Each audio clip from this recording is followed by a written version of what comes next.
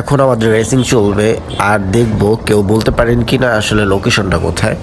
তো যারা নারায়ণগঞ্জের মধ্যে আছেন তারা অবশ্যই দেখলে চিনতে পারবেন যে আসলে জায়গাটা কোথায়, লোকেশনটা কোথায়।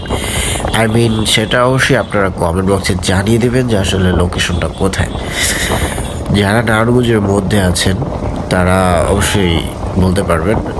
তো কি বলবো, just wow weather, just wow, মানে এত সুন্দর ওয়েদার ছিল ওই দিনটা।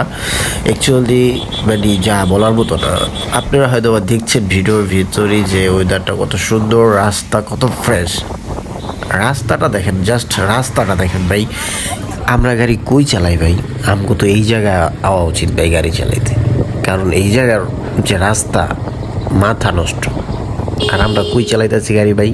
ভাঙ্গা চূড়া, মানে কি কম গাড়ি চালাইতে হলে এই জায়গার মতো এই জায়গায় আওয়া উচিত।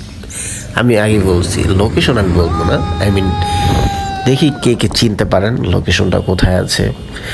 যারা নারায়ণগঞ্জের ভিতরে আছেন তারা অবশ্যই বলতে পারবেন যে আসলে সত্যি লোকেশনটা কোথায়। আর এখন প্রায় এই লোকেশনটা পুরো ভাইরাল, ট্রেন্ডিংয়ে চলতেছে, প্রচুর ভাইরাল।